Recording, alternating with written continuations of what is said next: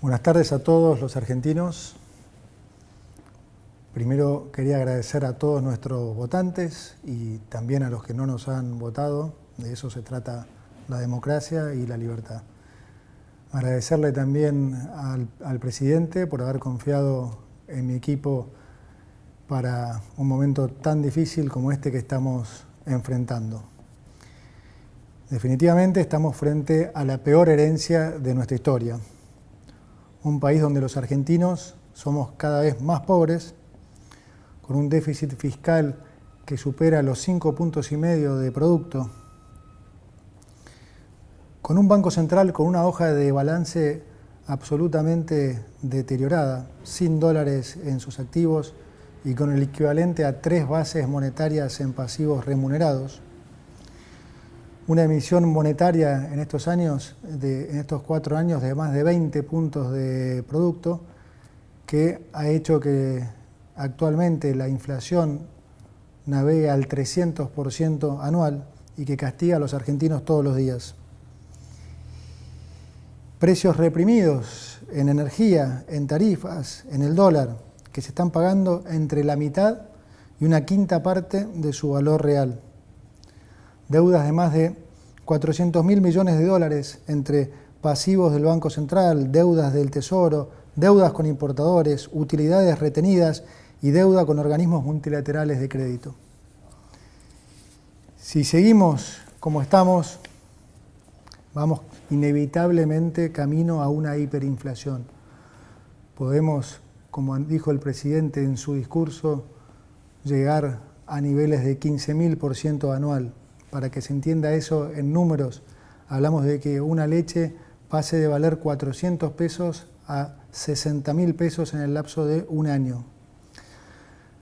Nuestra misión es evitar esta catástrofe. Y para solucionar este problema, lo primero que tenemos que lograr es identificar, reconocer la génesis de este problema. Este es un punto central.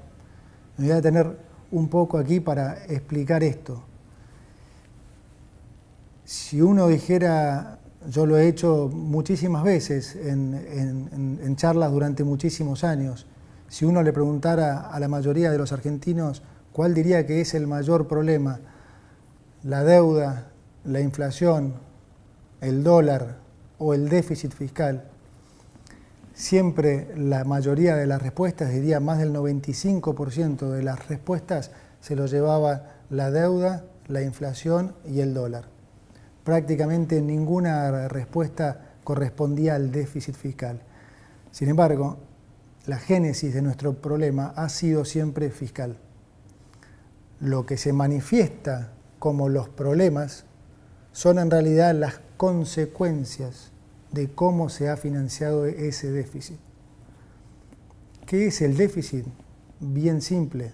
El déficit es cuando se gasta más de lo que se recauda a nivel de país. Déjenmelo llevar a sus hogares. Si un hogar gasta 120.000 pesos y gana 100.000 pesos, bueno, evidentemente a alguien le tuvo que haber pedido prestado 20.000 pesos. ¿Sí? Cuando lo que ustedes llaman estar en rojo a nivel de Estado se denomina déficit fiscal. Ahora, funciona prácticamente igual que en sus casas. Digamos, ustedes le pueden pedir prestado plata a un banco, a un familiar, a un amigo. Bueno, a nivel de país, si el país quiere gastar más de lo que recauda, le pide al mercado plata, le pide a los organismos multilaterales de crédito como el Fondo Monetario Internacional, o le pide al Banco Central que se lo imprima. Ahí, si quieren, está esa sutil diferencia. Digo sutil porque aún en ese caso también es deuda. Entonces, los problemas que se originan de financiar ese déficit son los problemas que le llega a la gente. ¿Sí? Si se financia ese déficit excesivamente con deuda o repetidamente con deuda, se terminan generando problemas financieros. Si se financia con emisión del Banco Central, ¿qué es lo que pasa? Hay una sobreabundancia de pesos como con cualquier bien, cuando hay sobreabundancia de un bien, ese precio cae. Si hay sobreabundancia de naranjas, el precio de las naranjas cae. Si hay sobreabundancia de petróleo, el precio de la nafta cae. Si hay sobreabundancia de pesos, el precio de los pesos cae. ¿Cómo se manifiesta esto? Cae con respecto a los activos financieros como el dólar y cae con respecto a los bienes de la economía, o sea, inflación. Esas son las cosas que la gente le llegan, que la gente percibe, problemas de inflación, deuda, dólar. Ahora, el origen de ese problema siempre ha sido fiscal. ¿Y cuál es la razón de nuestras crisis recurrentes? Es que nosotros siempre como país nos hemos focalizado en querer solucionar las consecuencias, pero nunca el problema. Políticamente, digamos que siempre hemos sido adictos al déficit. Entonces, solucionar las consecuencias nunca han solucionado la raíz del problema y por eso siempre hemos caído en crisis recurrentes y en buscar falsos culpables. Entonces, típicamente, ¿qué hemos hecho a lo largo de estos últimos 100 años? Bueno, los problemas de deuda los reestructurábamos la deuda y le echábamos la culpa a los que nos prestaron. Si teníamos problemas de inflación, poníamos precios cuidados, control de precios y le echamos la culpa a los empresarios. Si tenemos alguna escalada en el dólar, le ponemos cepo y le echamos la culpa a los especuladores. Y el déficit, bien, gracias. Y esa es la razón por la que las crisis se repiten y se repiten. Imagínense ustedes que si reestructurar la deuda fuera la solución, bueno, ya la reestructuramos 9 veces, deberíamos ser Suiza. Y sin embargo, estamos cada vez peor, porque la respuesta nuestra a estos problemas siempre ha sido atacar las consecuencias, pero nunca el problema.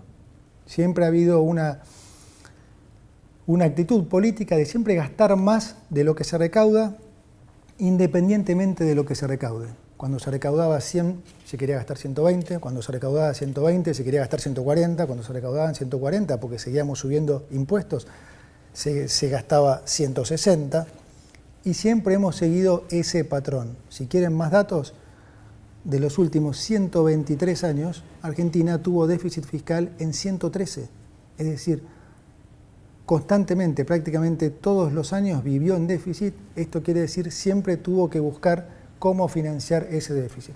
Como ya vimos, cómo se financiaba, cómo se financia, con deuda o con emisión. Esto es lo que es muy importante que se entienda, porque en Argentina esta relación entre el déficit y su financiamiento, en la gran mayoría de los ciudadanos, está rota. Digamos, para muchos el tomar deuda es casi un capricho del ministro de Economía de turno, y no es así. El problema, de vuelta, es siempre el déficit fiscal, el gastar más de lo que se recauda.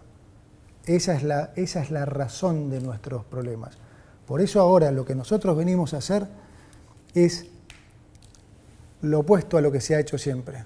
Nosotros lo que venimos a hacer es a solucionar este problema de raíz, justamente para no tener que padecer más esas consecuencias, para no tener que padecer más inflación, para no tener que padecer más pobreza. Para eso es fundamental solucionar nuestro problema de adicción al déficit fiscal.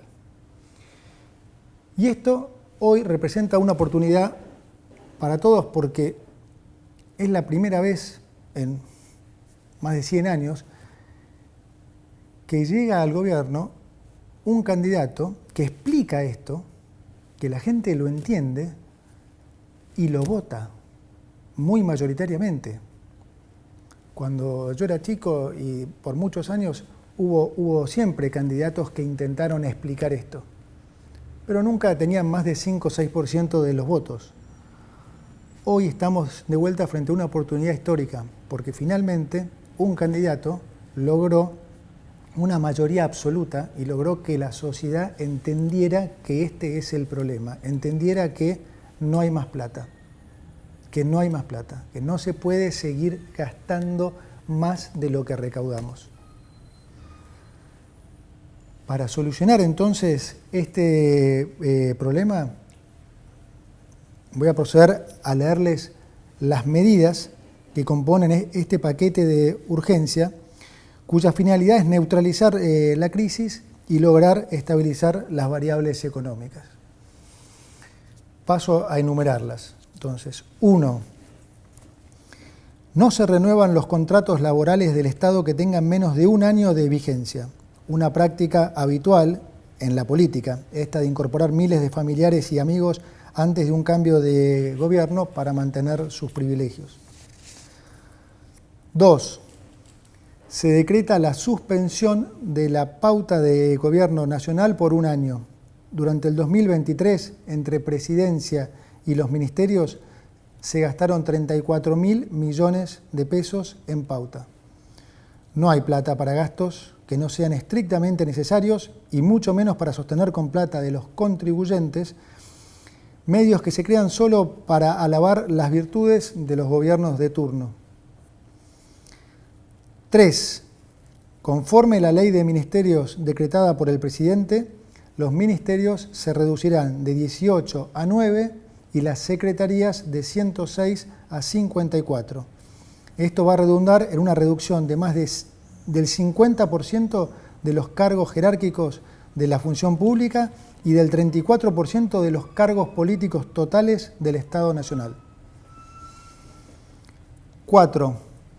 Vamos a reducir al mínimo las transferencias discrecionales del Estado Nacional a las provincias. Recursos que lamentablemente en nuestra historia reciente se han usado como moneda de cambio para intercambiar favores políticos, para hacer política, digamos. 5. El Estado Nacional no va a licitar más obra pública nueva y va a cancelar las licitaciones aprobadas cuyo desarrollo aún no haya comenzado. Como dije antes, no hay plata para pagar más obra pública que, como todos sabemos, muchas veces termina en los bolsillos de los políticos y los empresarios. La obra pública ha sido siempre uno de los principales focos de corrupción del Estado y con nosotros eso se termina. Las obras de infraestructura en Argentina serán realizadas por el sector privado, ya que el Estado, como dije, no tiene ya plata ni financiamiento para llevarlas a cabo. 6. Vamos a reducir subsidios a la energía y al transporte. Hoy el Estado sostiene artificialmente precios bajísimos en tarifas energéticas y transporte a través de subsidios.